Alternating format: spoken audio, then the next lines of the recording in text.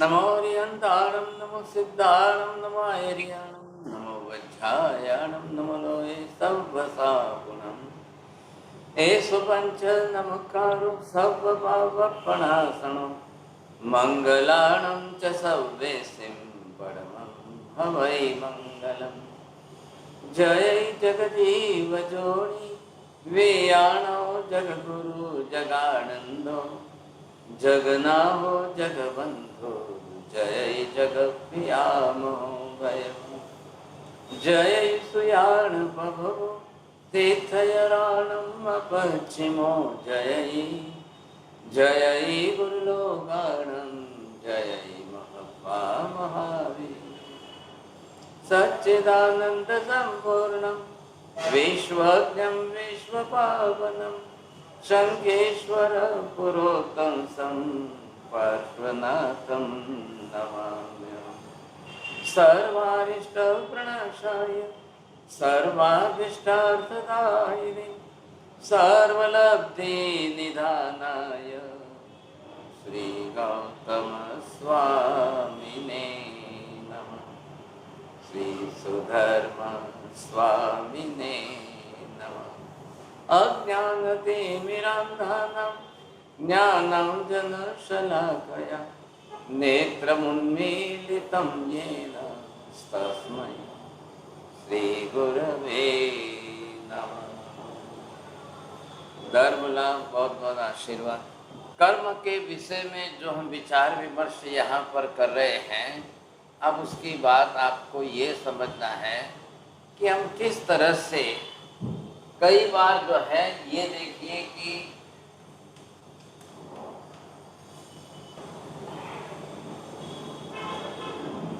This is causal relation. यहाँ पर इसको कहते हैं कॉजल रिलेशन का मतलब है कार्य कारण भाव का संबंध। तो कई बार कारण न दिखाई देता हो, कार्य देख करके कारण का अनुमान किया जा सकता है, निर्णय किया। कई बार कार्य ही नहीं दिखता है लेकिन कारण तो अनिवार्य है, तो कारण से भी कार्य का अनुमान करें, निर्णय करें, या कार्य को देख करके कारण का निर्णय करें। क्यों करना है ऐसा? जब दिखाई न दे तब क्या करोगे आप? सामने आग लगी है, आग दिखाई नहीं दे रही है, धुआं दिख रहा है, धुआं देख करके सभी यही बोलते हैं आग लगी है, आग लगी है, आग लगी है। लेकिन इतने लंबे अंतर से 1 किलोमीटर 2 किलोमीटर लंबे दूर से किसी ने आग देखी नहीं है, आग दिखाई नहीं दे रही है, लेकिन सबको जो है धुआं ही दिख रहा है। लेकिन कोई ये नहीं बोल रहे कि धुआं धुआं धुआं, लेकिन सब यही बोल रहे हैं कि आग लगी है, आग लगी है। एक बच्चा भी, छोटा बच्चा भी जाकर मम्मी आग लगी है, मम्मी आग लगी है। क्यों ऐसा? क्योंकि वहां पर उसने कार्य देखा है, अब कारण तो दिखाई नहीं दिया है, लेकिन कार्य कारण का ऐसा संबंध है, इस संबंध को लेकर के अनिवार्यता बैठाई गई है, अनिवार्य रूप से उसको देखना ही। यहां पर ध्यान दीजिए आप, कर्म किसको दिखाई दे रहे हैं? आत्मा किसको दिखाई दे रही है? कर्म बनने के घटकी भूत द्रव्य कार्बन वर्गणा के पुद्गल परमाणु किसको दिखाई दे रहे हैं? नहीं। फिर वही बात आई, चार्वाक दर्शन जिसको नास्तिक दर्शन कहते हैं, उनका मत एक ही है, मुख्य मत उनकी एक ही बात है कि जो नहीं दिखता है वो नहीं मानना है, जो दिखता है उतना ही मानना है। इसी मूलभूत सिद्धांत पर नास्तिक दर्शन या चार्वाक दर्शन चलता है, और आज के विज्ञान का, साइंस का भी यही मुख्य आधारभूत कारणीभूत निमित्त है। If it is totally unseen, please don't believe it. तो ये बातें उन्होंने की है। यहाँ पर भी ध्यान दीजिए, चार्वाक दर्शन के सिद्धांत को लेकर के इंद्रभूति, अग्निभूति, वायुभूति ये पंडित लोग चल रहे हैं, है वैदिक दर्शन के अनुयायी। लेकिन चार्वाक दर्शन को भी इन्होंने वैदिक दर्शन की ही ब्रांच मान ली है कि एक जो पहले से, जिसको we can say that they are all the nihilist, those who are not believing the things which should believe only we can see by our naked eyes.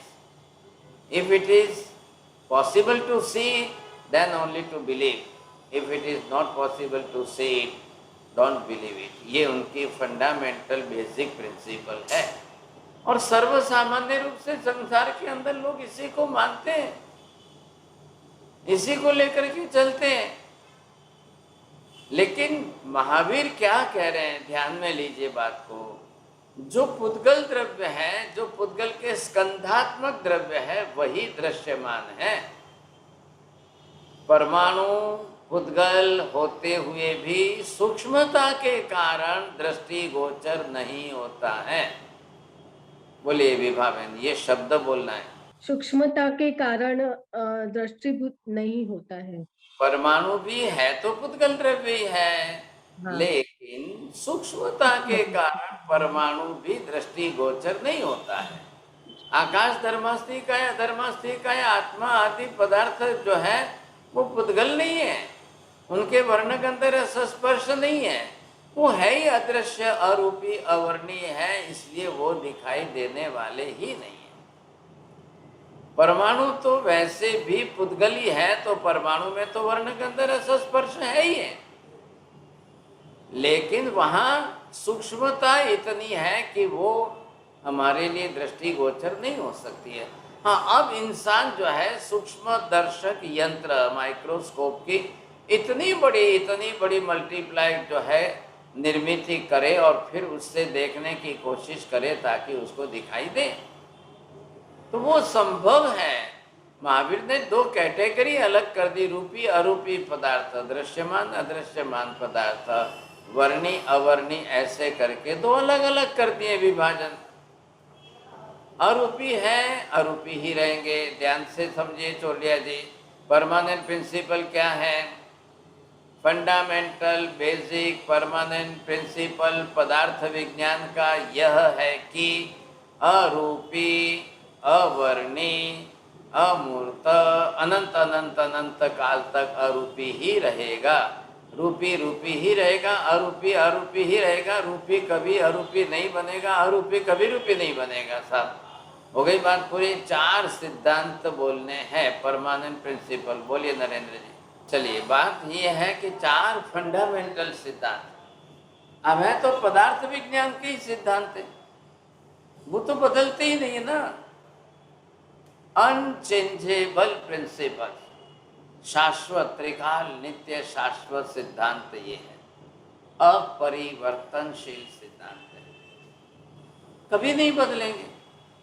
इसलिए ध्यान रखिए, पुद्गल रूपी है, अनंत अनंत अनंत काल तक रूपी रूपी ही रहेगा, अरूपी कभी नहीं बनेगा। आत्मा आकाश धर्मास्तिक है, अधर्मास्तिक है, अरूपी अरूपी अरूपी ही है, वो अनंत अनंत अनंत काल के अंदर कभी रूपी नहीं बनेंगे। कोई तीर्थंकर भगवान कभी नहीं बोलेगी हाँ मैंने आकाश देखा है, कोई केवल ज्ञानी कभी नहीं बोलेगी हाँ कि मैंने आत्मा को देखा है। सवाल ही नहीं खड़ा होता है।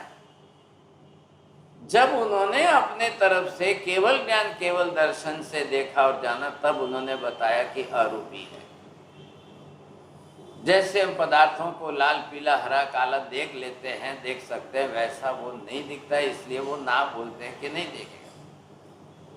पुद्गल क्यों दिखाई देता है? पुद्गल के है ही गुण धर्म वर्ण गंध रस स्पर्श, तो दिखाई देगा, इसमें क्या हो गया। लेकिन पुद्गल के भी स्कंध तक ही आप दृष्टिगोचर है।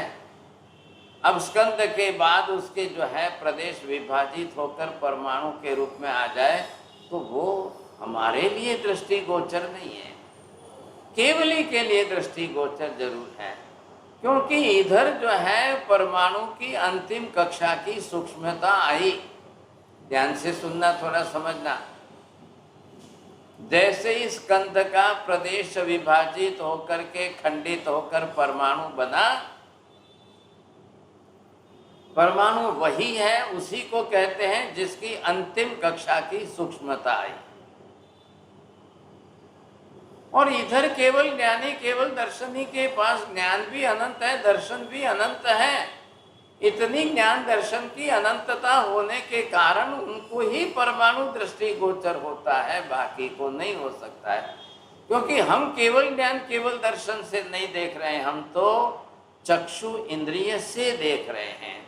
और चक्षु इंद्रिय की कैपेसिटी सबकी भिन्न भिन्न अलग अलग कक्षा की है।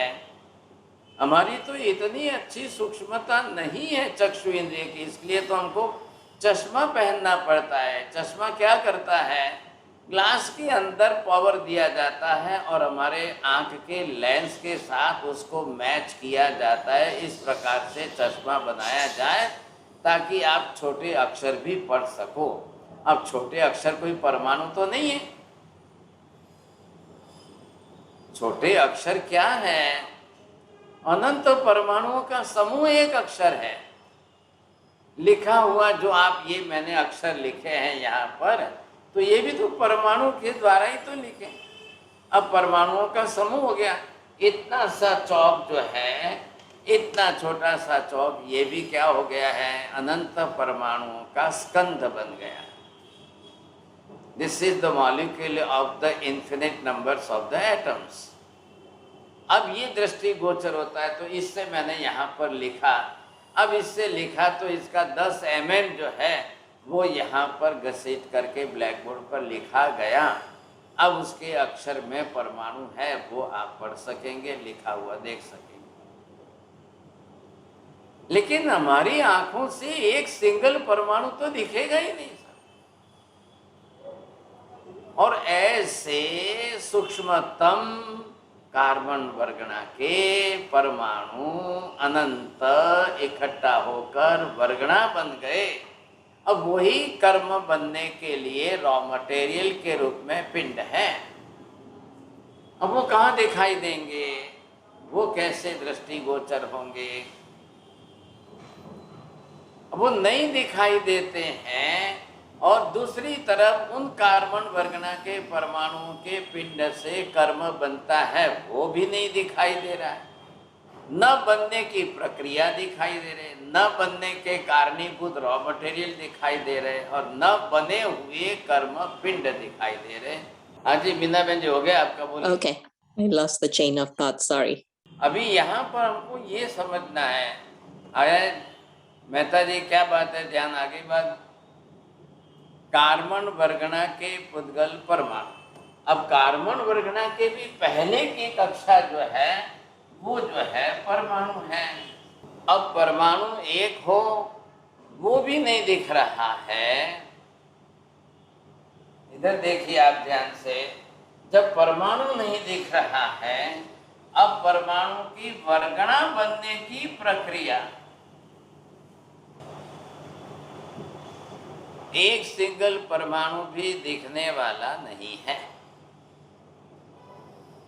अनंत परमाणु भी दिखने वाले नहीं हैं।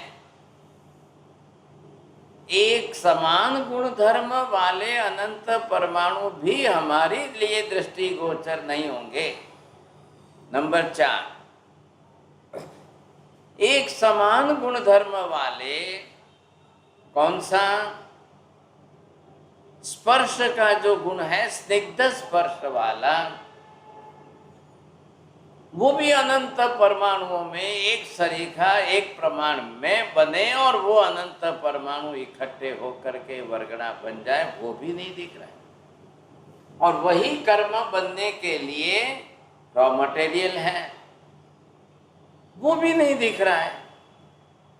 बनी हुई कार्बन वर्गना नहीं दिख रही है, कार्बन वर्गना को ग्रहण करने की प्रक्रिया नहीं दिख रही है, कार्बन वर्गना को ग्रहण करके कर्म बनने की प्रक्रिया नहीं दिख रही है, कर्म बन जाने के बाद बना हुआ कर्म नहीं दिख रहा है।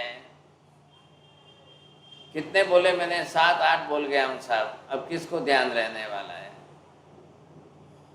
माता जी आपको तो पूछना भी उचित नहीं लगेगा, 7-8 पॉइंट आ जाते हैं ना तो तकलीफ होगी। मेहता जी आई, बोलिए, आप ध्यान में आ गया? आपने कहा कि एक स्कंद में से एक परमाणु दिखने वाला नहीं है, वैसे परमाणु समान गुण धर्म वाले अनंत की संख्या में स्निग्धता गुण वाले वो भी दिखाई नहीं देंगे। और उसके बाद जो कार्बन वर्गना बनने की प्रक्रिया है वो भी दिखाई नहीं देगी। और उसके बाद वो कर्म बनेंगे जब, वो प्रक्रिया भी दिखाई नहीं देगी। और बना हुआ जो कर्म है वो भी दिखाई नहीं देगा। चलो धन्यवाद, आपने हिम्मत तो कर ली। मैं तो सोचता था शक्ति नहीं है, लेकिन एक दो पॉइंट तो छोड़ दिया आपने, गिनती तो की नहीं है। अब मेहता जी भी ना बोलते हैं साहब, क्या करूं मैं। अब बताइए, जब ये टोटली, चलो मैं आपको ये बोलता हूँ, आपको दूध तो दिखाई दे रहा है सबको। दूध में घी कितने लोगों को दिखाई दे रहा है? हाथ ऊपर नीचे कर देना, ना बोल देना। दूध दिखाई दे रहा है, लेकिन दूध में घी दिख रहा है? चलो, घी को एनर्जी, शक्ति कहना कि नहीं कहना? नहीं। अगर दूध में घी ही नहीं है तो दूध में शक्ति है कि नहीं है? चलो, दूध में शक्ति कौन सी है, किस नाम की शक्ति है, वो दिख रही है आपको? नहीं। चलो, दूध पीने के बाद जो है शरीर में शक्ति आई, वो दिखाई दे रही है। दूध में शक्ति है, वो आपके शरीर में कैसे आई, वो किसको दिखाई दी? और जब आप शक्ति का उपयोग करते हो तब वो शक्ति का खर्च हुआ, वो कैसे दिखाई दिया? क्या दिखाई दिया नीति बहन आपको? ये सारी प्रक्रिया जो हम हमारी आंखों के सामने रोज करते हैं, अब क्या दिखाई दिया? ये नीति बहन चाय पीती थी, इनको चाय से शक्ति, एनर्जी, शक्ति नहीं बोलना चाहिए, चलिए साहब ठीक है, आपकी अंग्रेजी बोलो। अब इनको चाय से शक्ति आती है। चाय में शक्ति है? जी नहीं। कौन सी शक्ति है चाय में? कौन सी शक्ति है चाय में? कितनी शक्ति है? आपने चाय पी और आपको शक्ति आ गई, कैसे आ गई? वही चाय इनको जो है ठंडी पिला दो, एकदम फ्रिज में रखी हुई, तो शक्ति आएगी क्या? नहीं आएगी। कहाँ चली गई शक्ति? तो शक्ति चाय में है कि शक्ति उष्णता में है? अब ये हमारी आंख के सामने का रोज का व्यवहार होते हुए हमको नहीं दिख रहा है, और इधर देखने चले हैं कार्बन वर्गना, फिर कर्म, फिर बने हुए कर्म, ये सब कैसे समझ में आएगा भाई साहब? कौन इतनी झंझट करे? लेकिन ये बात जरूर है, प्रक्रिया पूरी है, इसमें दो राय नहीं है। ये अग्निभूति पंडित जो है, इन्होंने साफ कह दिया, न तो कुछ दिखाई देता है, न दिखने, न बनने के पहले कुछ दिखाई दे रहा है, न बनती हुई प्रक्रिया दिख रही है, न बनने के बाद कुछ दिख रहा है। फिर कैसे हम कर्म माने? कैसे कर्म माने? क्यों माने? कौन मानेगा? ये सूर्य, चंद्र, ग्रह, नक्षत्र, तारा आदि आकाश के अंदर ग्रह मंडल जो है वो लोगों को दुख देते हैं, दिखाई दे रहा है? अरे भाई साहब, कम से कम सिर ऐसे ऐसे तो करो, कुछ तो पता चले। आप कोई महादेव जी के सामने नंदी की तरफ नहीं बैठे हो। फिर वो म्यूट अनम्यूट नहीं होता है, मैं क्या करूं भाई साहब? अब बात ये समझिए पहले आप इसको, आकाशीय ग्रह है, ये किसने देखा है? अब वो जो है वो ही आपको दुख दे रहे हैं, सुख दे रहे हैं, ये कौन देख रहा है? और वो कैसे दे रहे हैं, वो किस तरह से अपना सुख दुख दे रहे हैं, ये किसको दिखाई दे रहा है? चलो, फिर भी उनके नाम पर जो है, ग्रहों के नाम पर पूरा ज्योतिष शास्त्र बन गया, और पूरा प्रिडिक्शन हो गया, और भविष्य दर्शन हो गया। हजारों सालों से आए दिन तक भविष्यवाणियां होती रहती है, होती रहती है, होती रहती है, चल रही है। ये अभी 2022 समाप्त होने जाएगा, अगले महीने दिसंबर शुरू होगा, और 2023 शुरू होने वाला है। तो नए बरस की भविष्यवाणियां अभी से लोग करने लग गए। इतना हैवी अर्थक्वेक आएगा, इतना बड़ा भूकंप आएगा, इतनी बड़ी सुनामी आ जाएगी, ऐसा होगा, वैसा होगा। अब उनको पूछो भाई किस आधार पर कहते हो, तो बोलते हैं हम तो ज्योतिष शास्त्र के आधार पर कहते हैं। जब वो बातें लोग इतनी बड़ी मानने लग गए, तो ये तो परमाणु की प्रक्रिया है, ये पूरी परमाणु की प्रक्रिया है। महावीर ने साफ कहा है कि कर्म पुद्गल के बने हुए पौद्गलिक हैं और करने वाली खुद आत्मा है। हम ही करते हैं, आत्मा ही कर रही है कर्म, निरंतर कर रही है, कांस्टेंट एंड कंटिन्यू हमारे कर्म बंद हो रहे हैं, चल रहे हैं, हम करते जा रहे हैं, करते जा रहे हैं, करते जा रहे हैं, लेकिन कुछ भी नहीं पता चलता। हर व्यक्ति खाता है, पीता है, रोज सुबह उठ करके हमारी खाने पीने की प्रवृत्ति पूरी दुनिया के अंदर चल रही है। 800 crore of population of whole world today, और सभी लोग सुबह से उठकर खा रहे हैं, पी रहे हैं। कोई दूध पीता है, कोई चाय पीता है, कोई क्या खाता है, कोई क्या खाता है, कोई वेजिटेरियन है, कोई नॉन वेजिटेरियन है, कोई नॉन वेज खाता है, बोलते हैं इससे ज़्यादा ताकत आती है, वो बोलता है इसमें ताकत है, वो बोलते हैं इससे ज़्यादा शक्ति आती है। अब है क्या समझ में नहीं आ रही। बकरे को मार करके उसका मांस अलग कर दिया, फिर भी उसको पूछो भाई कहाँ है एनर्जी, किस में है, शक्ति कहाँ है, उठा के खोल के दिखाओ ना। मछली मार दी, मछली को काट दी, उसके टुकड़े कर दिए, बताइए उसमें मछली में कहाँ है एनर्जी, कहाँ है शक्ति, कहाँ है। दूध ले लो भाई, दूध को आप खोल दो, उसमें से देख लो दूध में शक्ति कहाँ है। लेकिन हर माँ जानती है कि नहीं दूध में ताकत है, बच्चे को दूध पिलाओ, बच्चे को दूध पिलाओ। और यहाँ दूध आ गए कृत्रिम सब, न तो कुछ है उसमें और कुछ भी नहीं, और वो तो खाली सिंथेटिक बने हुए, लेकिन फिर भी जो है मम्मी के दिमाग में एक ही भूत भरा हुआ है, बच्चों को दूध पिलाओ, बच्चों को दूध पिलाओ। दूध में ताकत है, दूध में ताकत है, बस एक ही बात है क्या वो चीज। यहाँ पर देखो तो अब आप किस पॉइंट से लेकर चलेंगे। नंबर 1, पहले ऊपर वाला कारण से कार्य को कैसे पहचाने। नंबर 2, कार्य से कारण का निर्णय करें। ठीक यही फिलॉसफी के लॉजिकल पॉइंट्स को कर्म की थ्योरी में बैठाइए। मैंने एग्जाम्पल दिया आपको, दूर 2 किलोमीटर आग लगी है लेकिन आग नहीं दिखाई दे रही है, धुआं दिखाई दे रहा है। धुआं देख करके लोग आग लगी है ये निर्णय पक्का कर लेते हैं।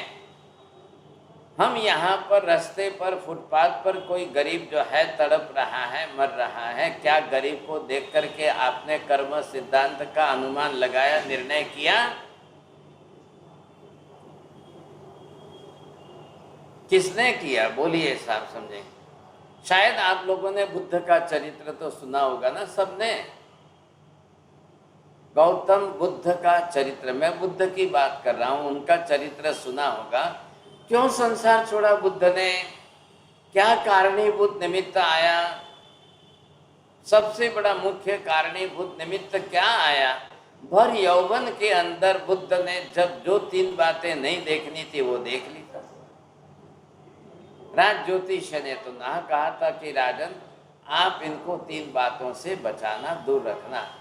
एक किसी गरीब को ना देख ले, एक किसी मरे हुए मृतक को ना देख ले, और एक कोई बुढ़ा हो गया है वृद्धावस्था में उसको ना देख। और जिस दिन ये देख लेगा उस दिन उसकी कारण की गहराई में उतर जाएगा तो घर संसार छोड़ के चला जाएगा, वैरागी बन जाएगा। अब बताइए चोरडिया जी, आपने किसी बुजुर्ग को नहीं देखा है? आपने किसी गरीब भिखारी को नहीं देखा है? आपने किसी मरे हुए की डेड बॉडी आपने नहीं देखी है?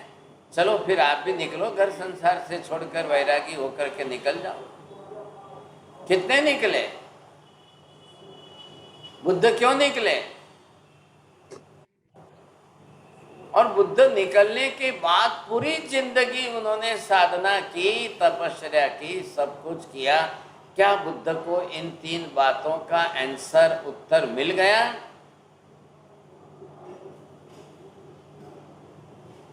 बोलिए तो सही। क्यों माता जी आपने ऐसे सिर क्यों हिलाया? जिस कारण को लेकर बुद्ध ने संसार छोड़ा, इन 3 बातों के चिंतन के लिए, संशोधन करने के लिए, ढूंढने के लिए, कारण ढूंढने के लिए बुद्ध निकले। और बुद्ध को इन 3 बातों का रहस्य समझ में आया कि नहीं आया? क्या ये बातें बुद्ध के जीवन में घटित हुई कि नहीं हुई? बुद्ध स्वयं बुढ़े हुए कि नहीं हुए? बुद्ध स्वयं मरे कि नहीं मरे?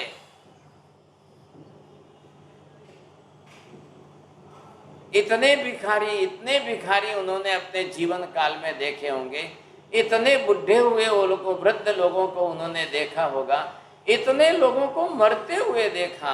क्या बुद्ध ने क्या निर्णय निकाला, क्या ज्ञान प्राप्त किया, कैसा ज्ञान प्राप्त किया। और महावीर ने तो इन कारणों को लेकर संसार नहीं छोड़ा है, इन निमित्तों को लेकर के इसकी खोज में महावीर नहीं निकल पड़े हैं।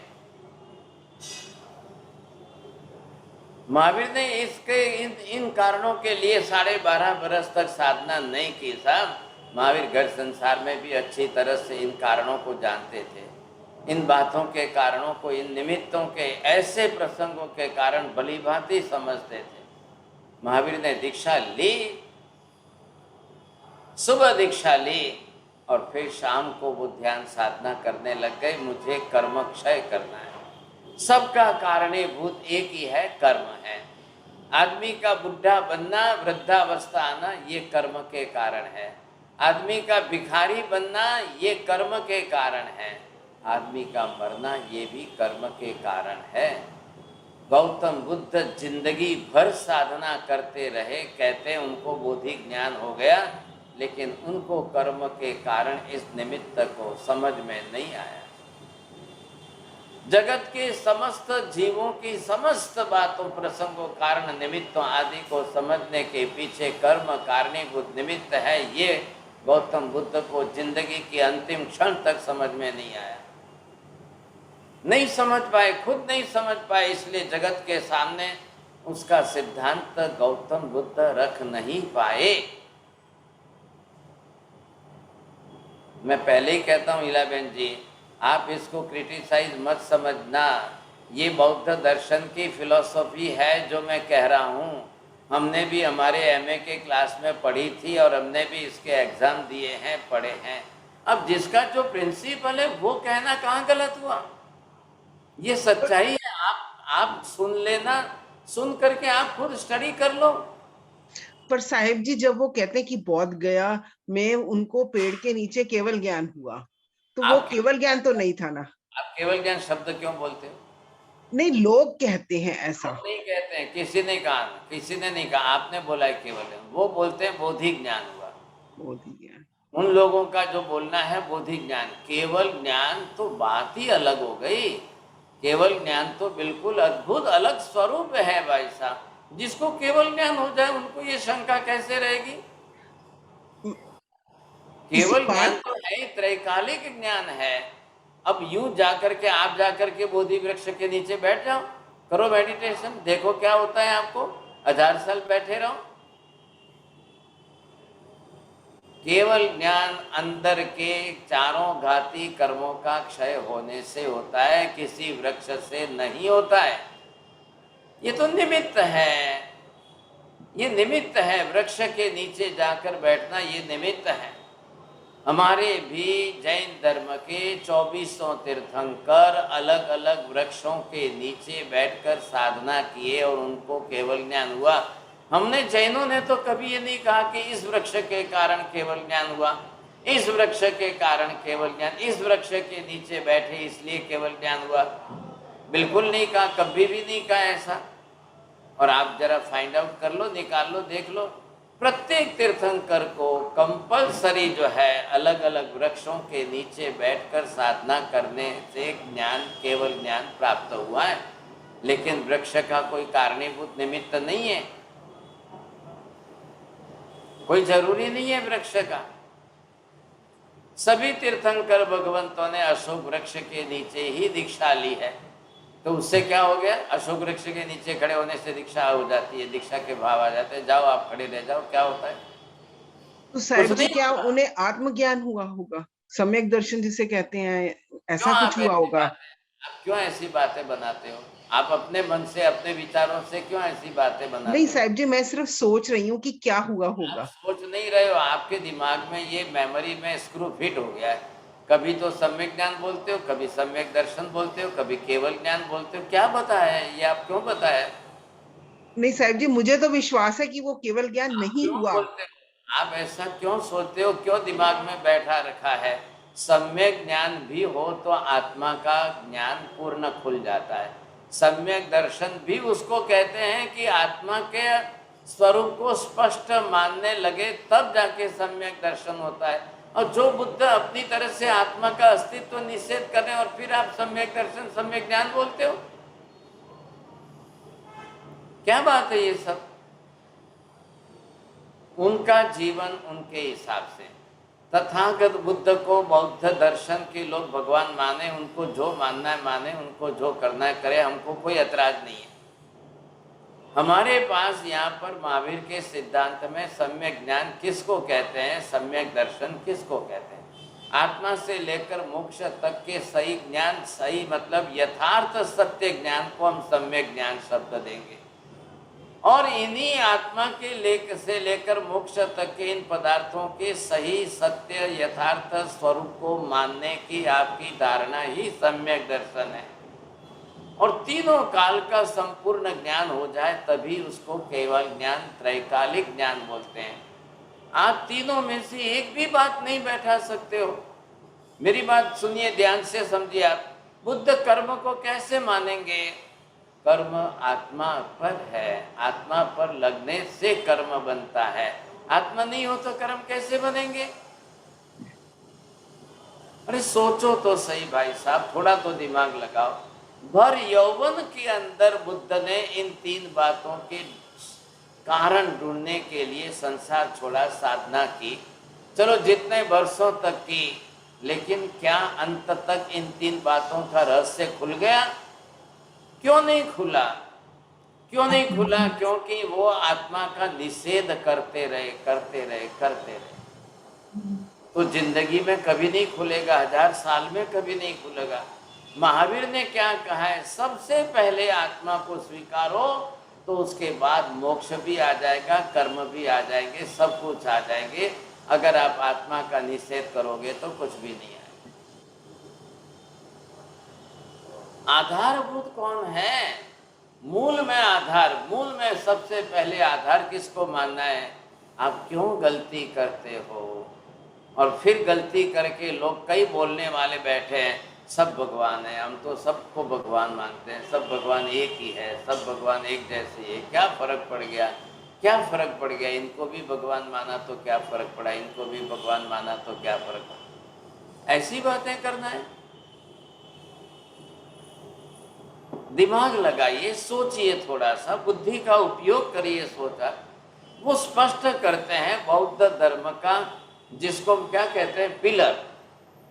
Pillar, these are the 3 pillars of Buddhism। Pillars मतलब यहाँ 3 principles of the Buddhism।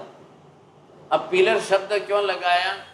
इतना फंडामेंटल प्रिंसिपल उन्होंने बताया, सर्वम अनित्यम, सर्वम शून्यम, सर्वम क्षणिकम। मैं फिर से बोलता हूँ, मेरे बोलने पर विश्वास मत करना, बुद्ध दर्शन का अभ्यास करो। मैंने अभ्यास किया इसलिए बोलता हूँ। ये 3 पिलर्स उनके मेन हैं। अब जब ये उनकी जिंदगी भर का बोधि वृक्ष के नीचे बैठे बोधि ज्ञान हुआ, आपको जिस शब्द में बोलना है बोलिए, ये उनकी जिंदगी का निष्कर्ष है, पूरी जिंदगी का निष्कर्ष ये दे रहे हैं बुद्ध। सर्वम क्षणिकम, सर्वम शून्यम, सर्वम अनित्यम। इसी 3 पिलर के ऊपर पूरा बुद्धिज्म जो है, बुद्ध दर्शन खड़ा है। इसलिए उनके जो शास्त्र बने हैं वो इन 3 विषयों पर बने। अब बुद्ध ने जो कह दिया सो ब्रह्म वाक्य हो गया उनके लिए, पत्थर की लकीर हो गई। अब उनके शिष्य आनंद वगैरह जो है वो उसी 3 बातों को विस्तार करते करते करते दुनिया भर में फैलाने लगे। सर्वम क्षणिकम, सर्वम शून्यम, सर्वम अनित्यम। आत्मा सर्व सर्व सर्व में आत्मा भी आ गई कि नहीं? हाँ जी, पहले आ गई। सबसे पहले आत्मा को बोलिए, अनित्यम अनंतम, ऐसे करके आत्मा के बारे में उन्होंने खास खुलासा किया। अब जब आत्मा ही नहीं मानो, आधारभूत नहीं मानो, तो कर्म कैसे मानोगे साहब? कैसे कर्म मानोगे? यहाँ हम कर्म सिद्धांत, कर्म की सिद्धि करने जा रहे हैं। और उस कर्म की सिद्धि में पहले मैंने कहा है, आत्मा ही कार्बन वर्गणा के पुद्गल परमाणुओं को लेकर पूरी प्रक्रिया करके आत्म प्रदेशों के साथ चिपकाए बांधे तो ही उसको कर्म संज्ञा दी जाती है, नहीं तो कर्म संज्ञा ही नहीं बनती है। आप पहले इन शब्दों पर भार दीजिए। अब बीच में आत्मा न हो तो कार्बन वर्गणा ले कौन, कार्बन वर्गणा ग्रहण करे कौन, कार्बन वर्गणा को ग्रहण करने की प्रक्रिया क्या है, वो कैसे अंदर आएंगे, वो शरीर में आएंगे कि सीधे आत्मा में आएंगे, वो मुंह से आएंगे कि कान से आएंगे कि आंख से आएंगे कि नाक से आएंगे कि श्वास में आएंगे कि कैसे आएंगे, कैसे अंदर आएंगे और कैसे आत्मा प्रदेशों के साथ। अब जब शरीर में आएंगे तो वो शरीर में जाएंगे कि किस पर जाएंगे भाई साहब, ये क्या बातें करनी। वहां पे गया था 23 को, तो फिर भाई वहां पे साहब ये मेरा डिस्कशन किसका हुआ भी कि दोनों नीज का इकट्ठे आप करा प्लीज लिया। डिस्टरबेंस हो रहा है, जरा अनम्यूट करिए। तो ये पहले आप समझिए, अगर शरीर में मुंह से जाएगा वो पेट में जाएगा तो वो पाचन प्रक्रिया में जाएगा। अब आंख से अंदर क्या जाता है, कान से अंदर क्या जाता है, डायरेक्ट माइंड से अंदर मन से क्या जाता है, डायरेक्ट वचन योग से कैसे जाता है, क्या जाता है, कैसे जाता है, जाएगा तो कैसे जाएगा। और इतने सूक्ष्म परमाणु कार्बन वर्गणा के परमाणु क्या आंख से जाएंगे, क्या कान से जाएंगे, क्या मन से जाएंगे, क्या वचन से जाएंगे, जाएंगे तो कैसे जाएंगे आत्मा में। वो जाकर के शरीर में नहीं जाकर के आत्मा पर कैसे जाते हैं। बाकी सब कुछ शरीर में जा रहा है, बाकी सब कुछ आहार के पुद्गल परमाणु शरीर में जा रहे हैं। शरीर में मुंह से जो भी जाएगा वो डायरेक्ट पेट में जाएगा, पेट में जाएगा तो वहाँ पाचन की प्रक्रिया शुरू होगी, पाचन की प्रक्रिया शुरू होगी तो लीवर अपना काम करेगा, स्मॉल इंटेस्टाइन में जाएगा, छोटी आंतों के अंदर अवशोषण की क्रिया एब्जॉर्प्शन होगा, तब जाकर वो ब्लड में आएगा, ब्लड में आएगा तब जाकर एनर्जी में कन्वर्ट होगा। वेस्टेज जो है वो बड़ी आंत में जाएगा, वो मल बन के बाहर निकलेगा। ये शरीर की प्रक्रिया है। तो क्या कार्बन वर्गणा पेट में जाएगी, कार्बन वर्गणा के पुद्गल परमाणु पाचन में जाएंगे, कार्बन वर्गणा के पुद्गल परमाणु ब्लड में जाएंगे, कार्बन वर्गणा के पुद्गल परमाणु कल वेस्टेज के रूप में टॉयलेट में जाएंगे। क्या होगा क्या भाई साहब, क्यों नहीं जाएंगे, ये क्यों नहीं जाते हैं, वही क्यों जाते हैं। औदारिक वर्गणा के पुद्गल परमाणु क्यों जाते हैं, वो हमारे शरीर में आहार के रूप में जा रहे हैं।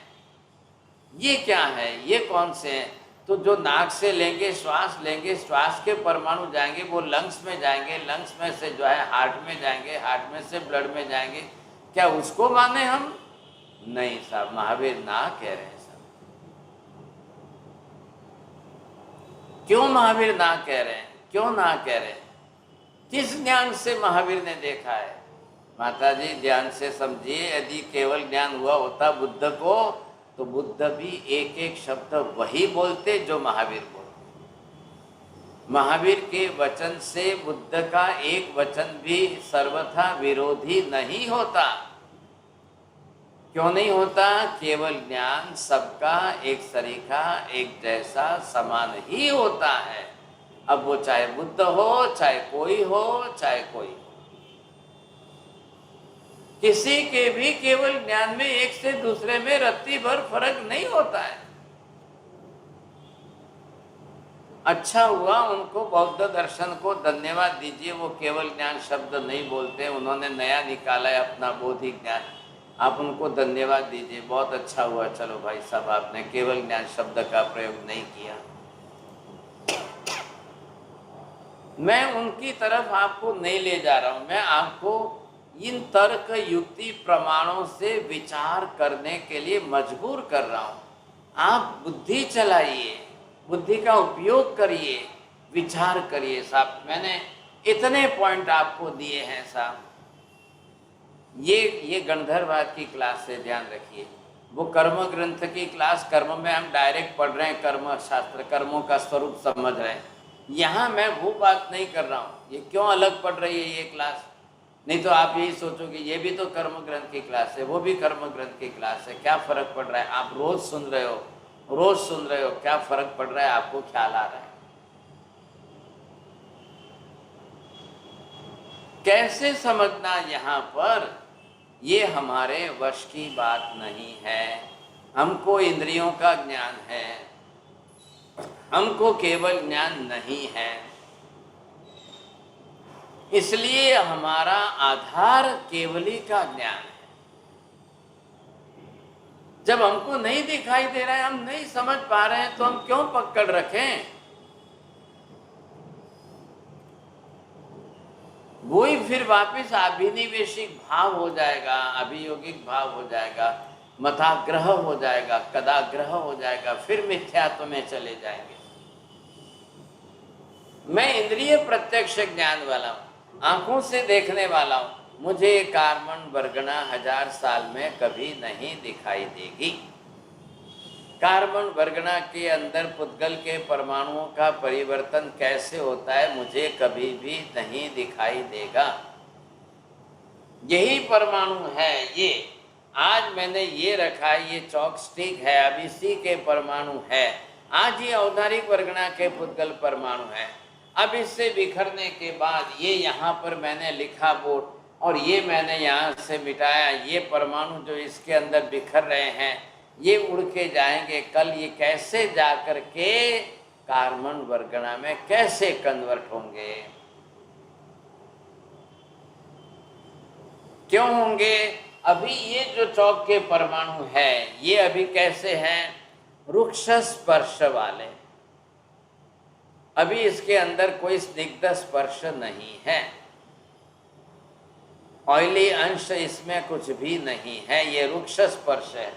अब ये परमाणु बिखरेंगे, अब बिखर करके आकाश मंडल में ही रहने वाले। अब किन परमाणुओं के साथ ये कैसे समूह में मिलेंगे, घुलेंगे, कब इनके अंदर स्निग्ध स्पर्श आएगा,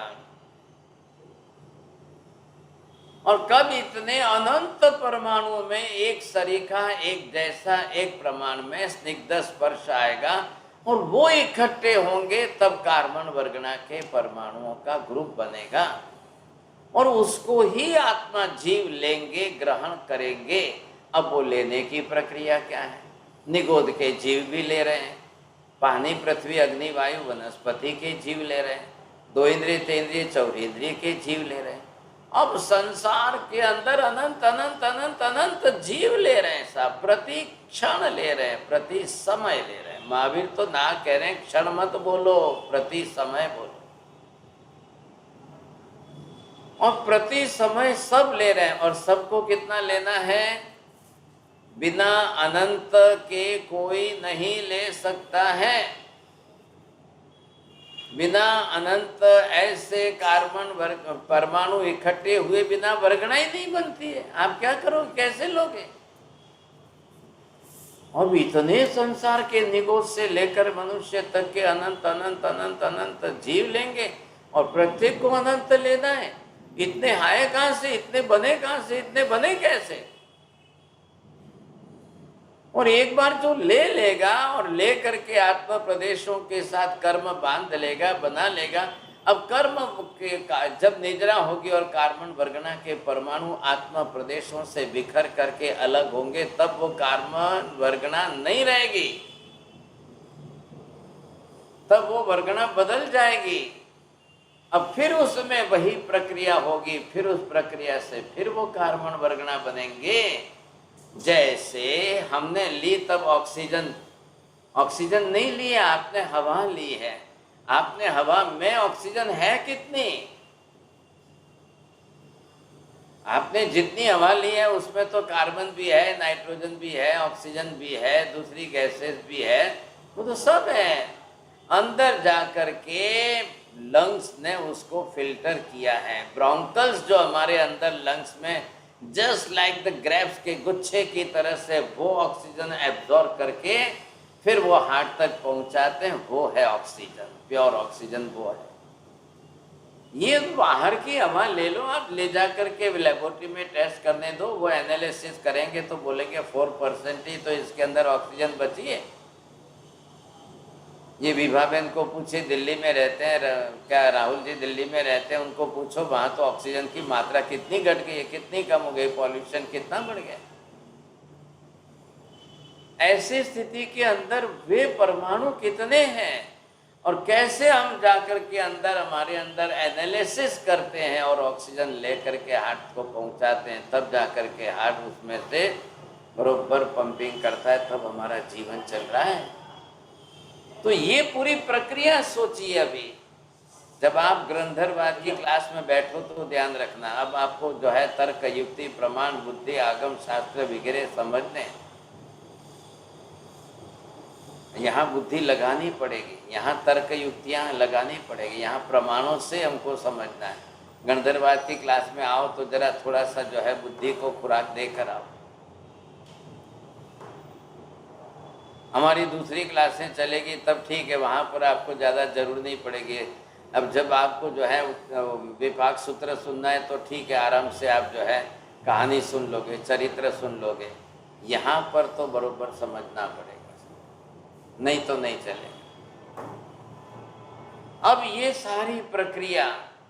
सारी प्रक्रिया केवली बरोबर देखते हैं, अनंत ज्ञान से जानते हैं, देखते हैं। ये कार्बन वर्गणा नाम मैंने नहीं दिया है, महावीर स्वामी ने नाम दिया है। महावीर ने नहीं दिया है, अनंत केवल ज्ञानी अपनी परंपरा में इस नाम को देते आए। सबने कार्बन वर्गणा दी है और नाम सबका वर्गणाओं का नाम ही इस तरह से किया है। जिन परमाणुओं को ग्रहण करके आत्मा जिस कार्य रूप में परिणत करे, कन्वर्ट करे, उसके हिसाब से नामकरण किया है। क्या है, मैं ज्यादा पूछने जाऊं तो वापस अनम्यूट नहीं होता है, फिर टाइम जाता है, मतलब नहीं। सभी वर्गणाओं के जो नाम किए, नाम करने की क्या जरूरत है भाई साहब, ये तो सब भूतगल के ही तो परमाणु है, क्या इनका नाम करना है। भूतगल के परमाणु होते हुए भी ये इकट्ठे होकर, अनंत इकट्ठे होकर जिस रूप में वर्गणा, ग्रुप, वर्गणा मतलब एक ग्रुप बन जाते हैं, अब वो किस कार्य में कन्वर्ट होंगे। ऐसे नहीं हो जाएंगे, अपने आप नहीं हो जाएंगे। यदि आत्मा ग्रहण ही न करे और कार्य रूप में कन्वर्ट न करे तो वर्गणा के नाम ही, संज्ञा ही नहीं बनती है। ये समझ लो आप। जब आत्मा ने ग्रहण किए, उनका अलग रूप में रूपांतरित किया, क्रियान्वित किया, और जिससे जो कार्य बन गया उस वर्गणा को उस प्रकार की नाम संज्ञा दी गई, तब जाकर के इन परमाणुओं के समूह का नाम बना। औदारिक, वैक्रिया, आहारक, तेजस, श्वासोश्वास, भाषा, मनोवर्गणा, तेजस वर्गणा, कार्बन वर्गणा। नहीं तो वर्गणा ही नहीं बनती। अब इन वर्गणाओं की प्रक्रिया कौन देखेगा, कौन समझेगा, कैसे बनती है, क्या होता क्या है, ये हमें पता नहीं चल रहा है। जिस केवल ज्ञानी को दिखाई दिया, उनको ज्ञान हुआ, उनकी समझ में आया, उन्होंने बराबर यहाँ पर संज्ञा बनाई, उन्होंने ये नाम दिया, तब जाकर के बनाया। अब हम तो प्रत्येक जीव ग्रहण तो कर ही रहा है, निगोद के जीव ग्रहण कर रहे हैं। पृथ्वी, पानी, अग्नि, वायु, वनस्पति, दो इंद्रिय, तीन इंद्रिय, चौंद्रिय, पंचेंद्रिय, सब जीव ग्रहण कर रहे हैं, सब ग्रहण कर रहे हैं, सब कर रहे हैं। किसी को पता ही नहीं चल रहा है, किसी को समझ में ही नहीं आ रहा है, किसी के ध्यान में ही नहीं आ रहा है। हमारे जैसे मनुष्यों को अब बरोबर इस पर ध्यान देना है, केंद्रित होना है। हम समझने की कोशिश करें ये कैसे हो रहा है, क्या हो रहा है, कैसे हो रहा है, क्यों हो रहा है। अब वहां तक कहाँ जाओगे आप, कार्बन वर्गणा की इतनी सूक्ष्मता पर जाओगे। खुद दूध पीते हो, शरीर में जाकर के एनर्जी में कैसे कन्वर्ट हो रहा है वही नहीं समझ में आ रहा है, तो वहां कहाँ जाओगे आप। क्या करो चोरडिया जी, कल जाइए मेडिकल हॉस्पिटल में जाकर के डॉक्टर को बोलो भाई इतनी स्किन निकाल दो, यहाँ प्लास्टिक लगा दो, ट्रांसपेरेंट हो जाए, और फिर मैं जो खाता हूँ पीता हूँ, समझे कि नहीं, ड्राई फ्रूट खाता हूँ, अब वो जाकर के बॉडी में कैसे कन्वर्ट होता है, डाइजेस्ट होता है, कैसे एनर्जी बनती है, मैं देखूँ जरा।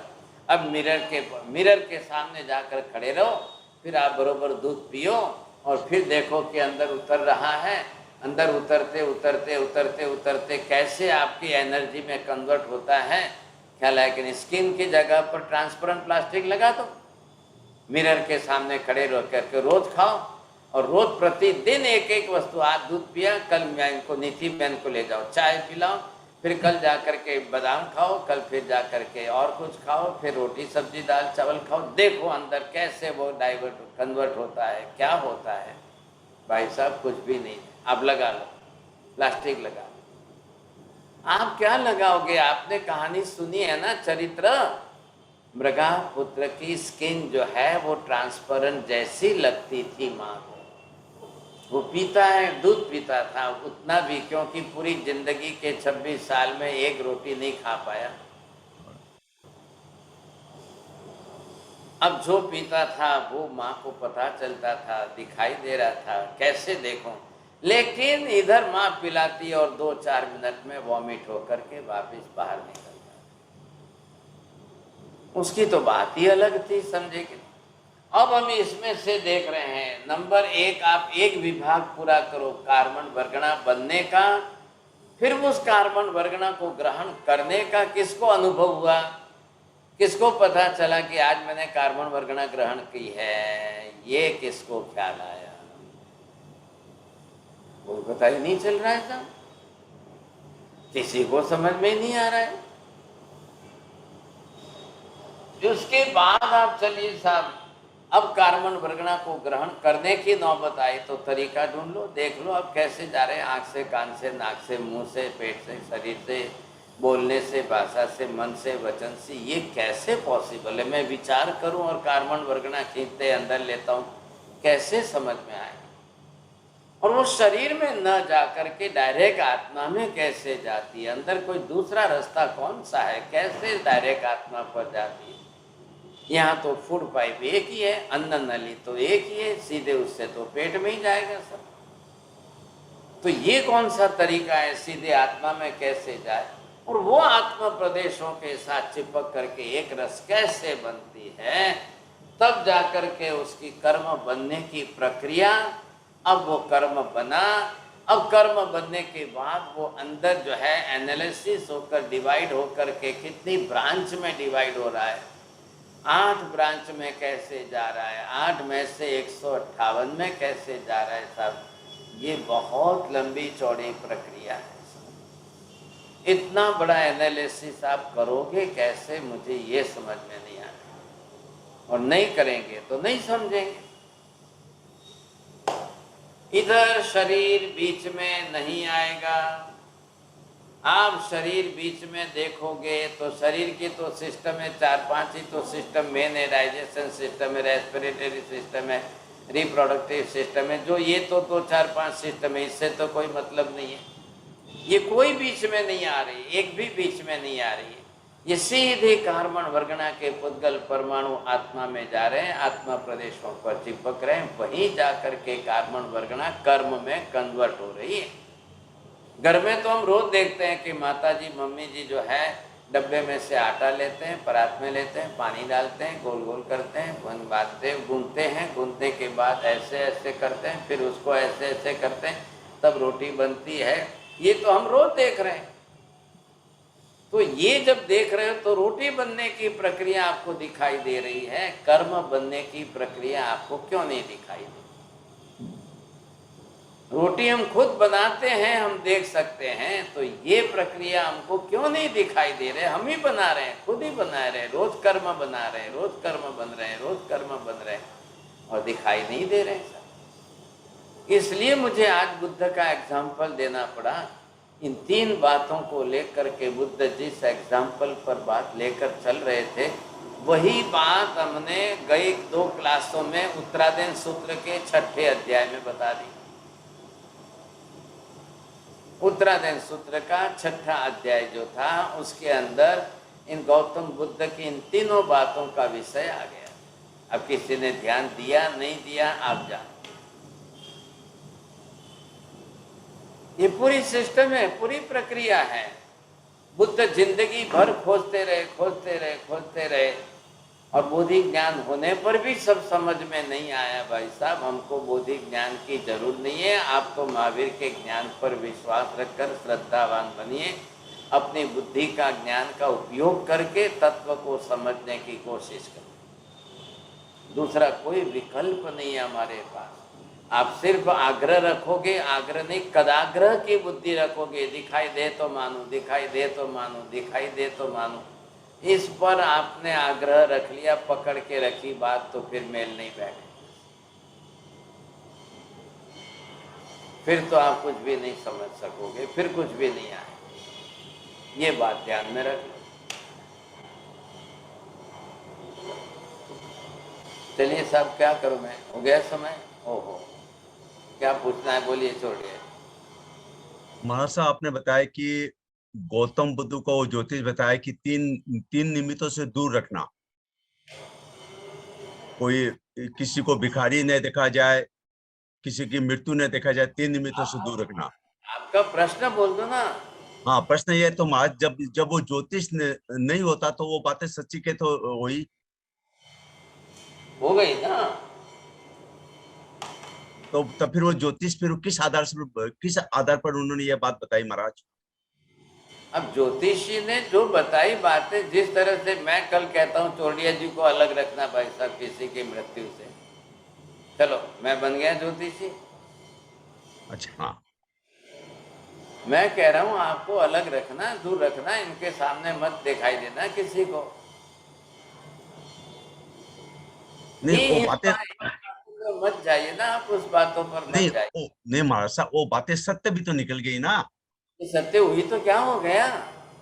मैं कह रहा हूँ कई लोग बता रहे हैं भूकंप की भविष्यवाणी कर रहे हैं, सत्य हो रही है, बोलिए साहब। उनको बोलिए भूकंप आवे ही नहीं, ऐसा कुछ रास्ता बताओ, या भूकंप से आ जाए तो बचने का रास्ता बताओ। कहाँ है? इतने से क्या सिद्ध हो रहा है? अच्छा हमारे साथ सेकंड क्वेश्चन ये है, आपने फरमाया कि चक्षु इंद्रिय में देखने की तारतम्यता हो सकती है, शक्ति की तारतम्यता हो सकती है। तो आपके हिसाब से तब फिर महाविद्य क्षेत्र में जो आदमी है उनकी चक्षु इंद्रिय है ज्यादा पावरफुल है क्या? ज्यादा देख पाती है क्या? नहीं नहीं नहीं नहीं, ऐसा कुछ भी नहीं, अच्छा, ऐसा कुछ भी नहीं है। क्यों भाई, महाविद्य होने से क्या बात हो गई, क्या कारण है ऐसा? नहीं मतलब वहां के आदमी ज्यादा लंबे चौड़े है ना, उनके कारण। लंबे चौड़े होने से क्या हो गया? अच्छा, उससे क्या, लंबे चौड़े होने से आँख जो है एकदम मतलब 10 किलोमीटर 100 किलोमीटर देख लेगी क्या? हाँ, आँख तो आँख है, इंद्रिय तो इंद्रिय है, उनकी हो या हमारी हो, क्या फर्क पड़ता है? अच्छा, ठीक। उनको भी इंद्रिय से, आंखों से कोई कार्बन वर्गना नहीं दिखती है, एक भी वर्गना नहीं दिखाई देती है। ये बातें छोड़ दो, उससे क्या हो, तो शरीर की हाइट है, इससे क्या हो गया? अभी इधर हाथी कितना बड़ा है आपसे, जिराफ महाराज। कितना बड़ा है। अब जाके हाथी को, जिराफ को पूछो भैया मेरे से कितना 1000 गुना ज्यादा दिखाई देता है क्या आपको? ठीक है कोई महाराज, संबंध नहीं, उसके साथ कोई लेना देना नहीं। ठीक है महाराज, धन्यवाद। हाँ जी, बोलिए नीति में। जी मारे सर, मेरा प्रश्न था कि आज जैसे हमने कॉज एंड रिलेशन के बारे में पढ़ा कि कारण है तो कार्य, कार्य और कारण। तो मारे साहब जैसे ये पूरी सृष्टि है, 14 राजलोक का जो यूनिवर्स है, तो क्या हम इसको भी कार्य मान सकते हैं? और अगर ये कार्य है तो फिर इसका कारण भी होना चाहिए, ऐसा? बहुत अच्छा प्रश्न किया, आपको प्रश्न पूछने के लिए प्राइज मिलना चाहिए साहब। बहुत बढ़िया, अच्छी बात की आपने साहब। क्या है? ये बात बढ़िया अच्छी है। इनको प्राइज कहाँ से लाके देना तो बुझू। अच्छा प्रश्न। ऐसे भी है ना बुद्धिशाली लोग, है तो सही। क्या हो गया मेहता जी, आज आपको नींद ही आती रह गई क्या? हाँ, अब बात ये आई, देखिए इनके नीति बहन के प्रश्नों को सोचिए, बड़ा विचार किया है, बुद्धि लगाई इन्होंने। अब ये जो निर्माण हुआ है क्या, तो हम कारण लगाएं साहब। अरे ये बात आपको ध्यान में, तो कारण के अंदर क्या लगाएं, कैसे लगाएंगे? यदि बनता है तो कारण लगेगा, कार्य के रूप में बनेगा तो कारण लगेगा, नहीं बनेगा तो कारण नहीं लगेगा। तो ये बना तो है नहीं साहब।